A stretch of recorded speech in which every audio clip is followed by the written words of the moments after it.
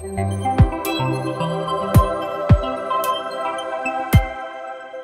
afternoon. Who love dentists? Of course, no one. Me neither.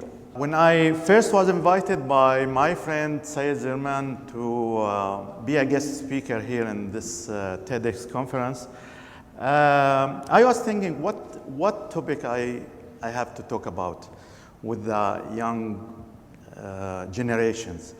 Is it about dentistry and how to be a successful dentist and make too much money? I think it's not interesting for everyone. Some of you want to be engineer, scientist, maybe physician. So I decided to talk a little bit about my journey from being an average normal dentist to now I own multi-chain clinics. After I finished my high school in Dammam, Saudi Arabia, I went to Syria to study dentistry. At that time, it was really difficult to be accepted in any dental school in the world. In Syria, you have to have full marks in almost all subjects in your high school to be accepted in dental school. I was a smart kid at high school, so I was accepted. Thank God. I studied dentistry for 5 years. So after I finished my dental school in Syria, as any dentist, I asked my father to open a small clinic for me and start my work. My father was kind of tough guy, and he believes in you have to build your own character and your own future. Don't depend on me. So he refused to help me in buying a clinic or to open one for myself. And I started thinking about something else. I went to Saudi Arabia to work here, wrote my CV, all the details, all the hobbies, everything, and went to more than 20 dental centers and applied for a job. And guess what? Nobody called me. Of course, I had no experience. I'm fresh graduate. Nobody want to work with a newly graduated dentist. So I went back to Syria again, and I start looking to lease a dental clinic, small office, from any dentist who is not living in Syria. And there is plenty of them. I found one. This one was far away from my home, 1 hour and a half in public transportations going and 1 hour and a half going back. Worked there for 2 years, and it was good opportunity for me to look for the next step in my life. I believe that I need to do my master degree. And when you work after your graduations, you will discover what you want exactly in the future to be. So in dentistry, we have many specialties. We have surgery, we have pediatrics, endodontics, pedodontics, and orthodontics. For me, orthodontics was my passion. So I chose this major. I started writing letters for many universities. I wrote letters for over 100 universities in the world, US, Canada, Australia, you name it. And I didn't get acceptance from all of them. Finally, I get acceptance from Cairo University, Egypt.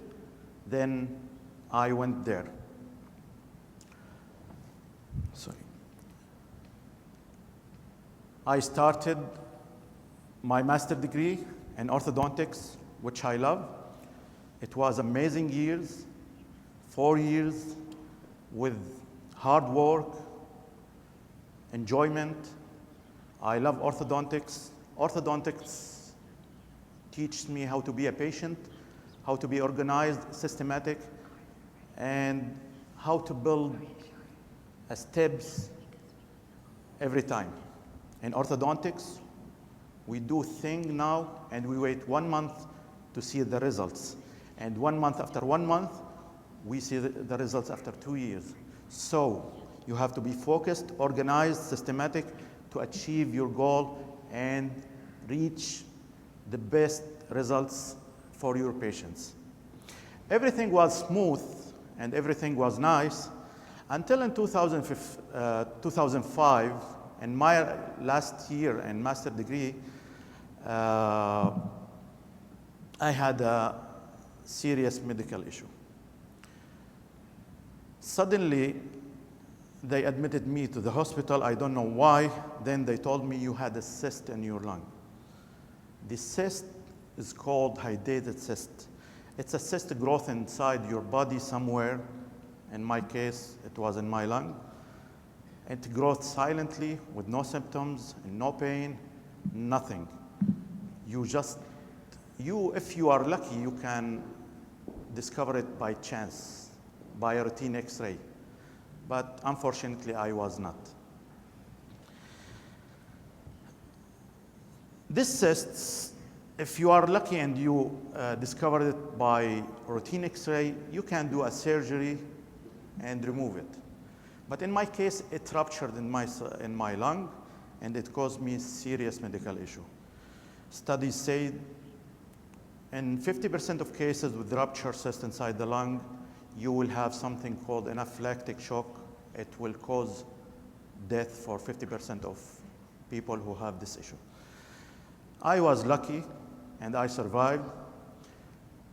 I lived for 3 months between doctors, hospitals, medications. Then finally, I did the surgery that I need. And I had 2 months of recovery. Everything was fine in my body, physically. But mentally, it was not good. I don't know why I developed a depression after all these 5 months of sickness. I felt hopeless. I felt I don't need to do anything anymore. I isolated myself from my friends, my family. I left my master degree after all this excitement and studying my master. And I surrounded. So it took me like 3 months in this situation, and nobody can help me. Neither my family or my father, my mother, nobody. Until one night, one of my good friends, his name is Fadi, he came to my house. And he begged me to go with him to visit someone. Of course, I refused. I refused any contact with anyone. I was isolated, completely isolated. But he insisted to take me for this visit. And after too much asking, I agreed. So Fadi took me to visit my good friend Khaldoon Sinjab. Let me introduce Khaldoon Sinjab for you. Khaldoon, he was brilliant at high school. He finished high school in Syria with full marks and everything, almost everything. Then he went to the beach with his family to celebrate his success. He jumped into the sea. The sea was shallow, so he broke his neck. After examinations and hospitals, they decided that he has paralysis in all his extremities. Khaldoon has only his eyes, mouth, and tongue working. He even cannot breathe without a ventilator. So anyone in Khaldoon's situation will give up, for sure. Nothing for the future. He cannot do anything. He cannot move his legs, his hands. He cannot go out. He don't have any friends. But not my friend Khaldoon.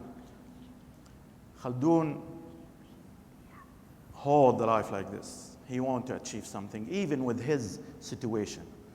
He insisted to be a successful person. So he started reading books. with the holder. They put the books in the holder for him. He learned how to do software programming, C++. I don't know if you're familiar with these computer programs. And he works with Spacetoon. I'm not sure Spacetoon still exists, but Spacetoon at that time was one of the major companies for cartoons for kids. One of Khaldoon's friends developed for him a keypad. It looks like the same keypad we use in our laptops.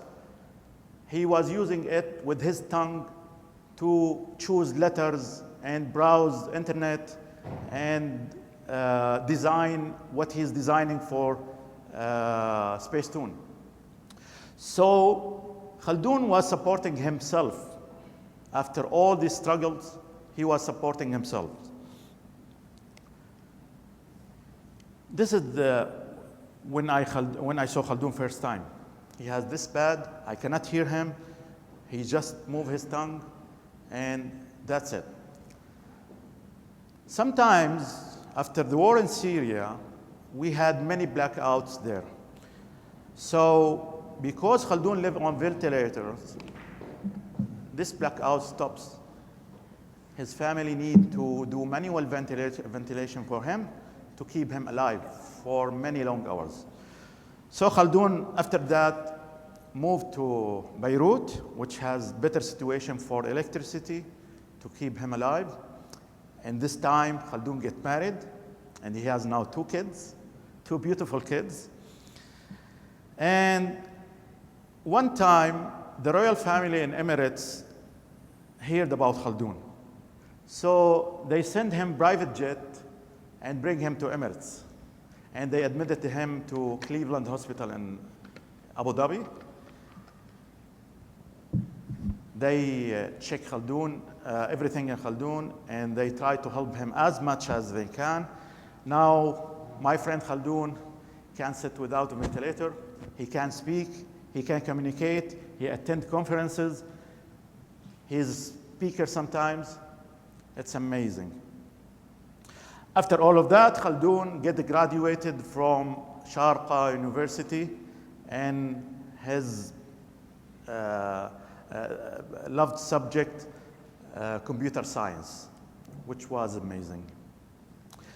Back to me, after I visited Khaldoon, I started thinking again, why I'm like this? Why I have this depression?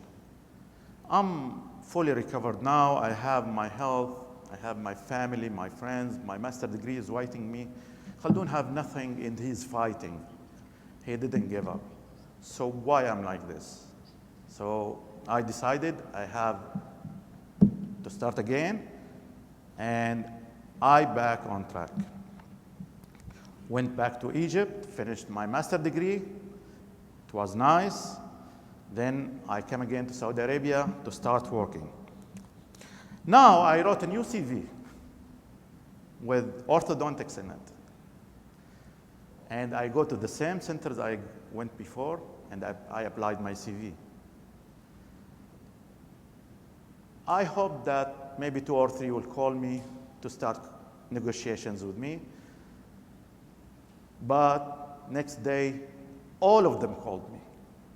Imagine, first time nobody called me, now all of them called me.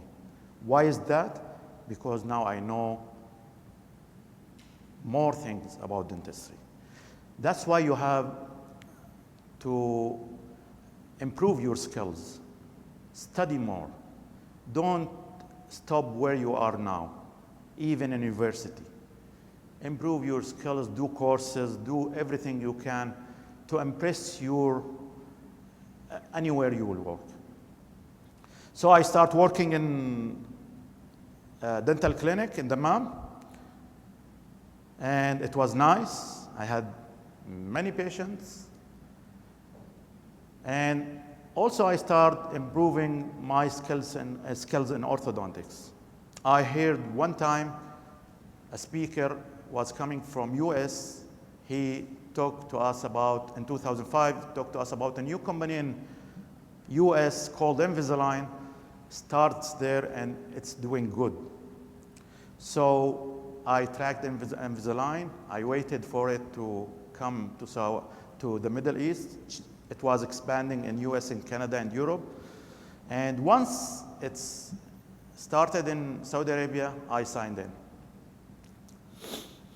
And at the same time, I set a new goal for myself.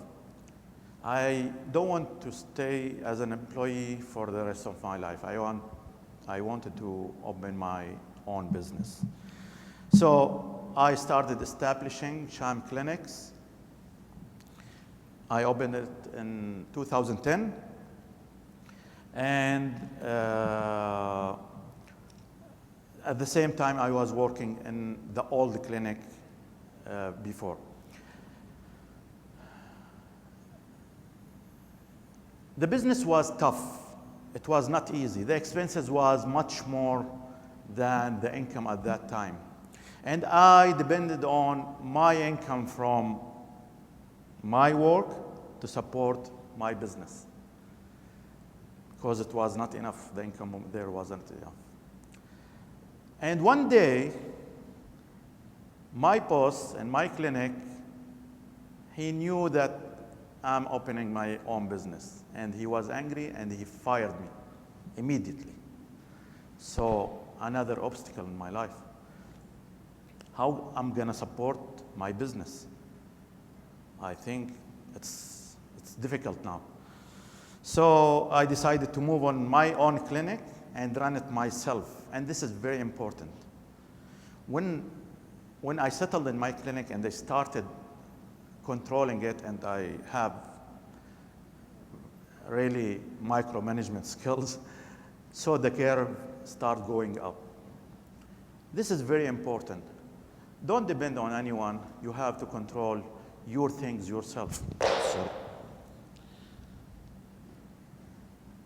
Nobody can do your things better than you.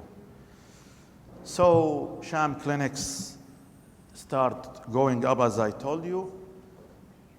More doctors, more employees, everything was nice. And at the same time, I was improving myself with Invisalign.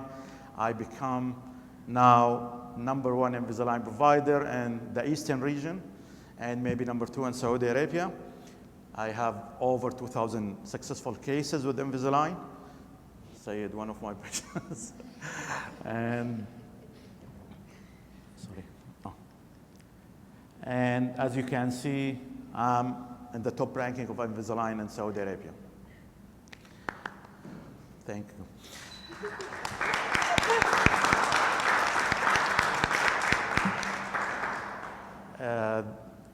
I'm 1%.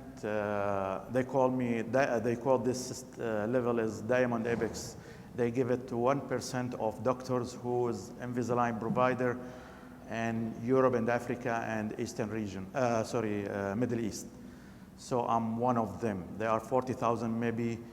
I'm 1% of them, top providers.